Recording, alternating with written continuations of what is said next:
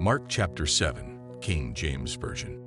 One then came together unto him the Pharisees, and certain of the scribes, which came from Jerusalem. 2. And when they saw some of his disciples eat bread with defiled, that is to say, with unwashen hands, they found fault. 3. For the Pharisees and all the Jews, except they wash their hands oft, eat not, holding the tradition of the elders. 4. And when they come from the market, except they wash, they eat not.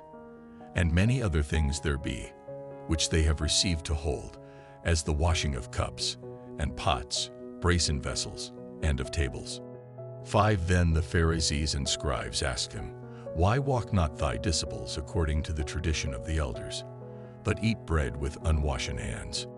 6. He answered and said unto them, Well hath Esaias prophesied of you hypocrites, as it is written, This people honoreth me with their lips, but their heart is far from me.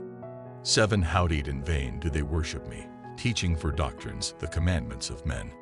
8. For laying aside the commandment of God, ye hold the tradition of men, as the washing of pots and cups, and many other such like things ye do. 9. And he said unto them, Full well ye reject the commandment of God, that ye may keep your own tradition. 10. For Moses said, Honor thy father and thy mother, and whoso curseth father or mother, let him die the death.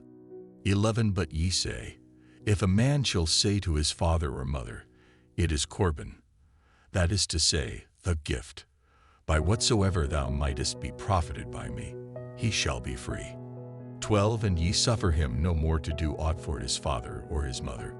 13. Making the word of God of none effect through your tradition, which ye have delivered, and many such like things do ye. 14. And when he had called all the people unto him, he said unto them, Hearken unto me every one of you, and understand. 15. There is nothing from without a man, that entering into him can defile him.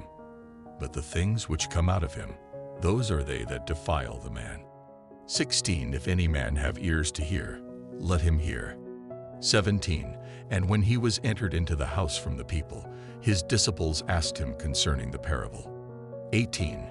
And he saith unto them, Are ye so without understanding also? Do ye not perceive that whatsoever thing from without entereth into the man, it cannot defile him? 19. Because it entereth not into his heart, but into the belly, and goeth out into the draught, purging all meats. 20. And he said, That which cometh out of the man, that defileth the man. 21. For from within, out of the heart of men, proceed evil thoughts, adulteries, fornications, murders.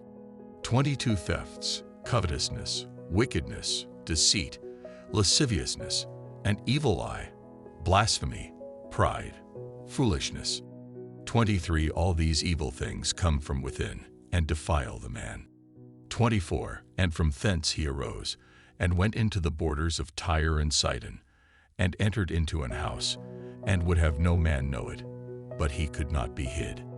25. For a certain woman, whose young daughter had an unclean spirit, heard of him, and came and fell at his feet. 26. The woman was a Greek, a Syrophoenician by nation, and she besought him that he would cast forth the devil out of her daughter. 27. But Jesus said unto her, Let the children first be filled, for it is not meet to take the children's bread, and to cast it unto the dogs.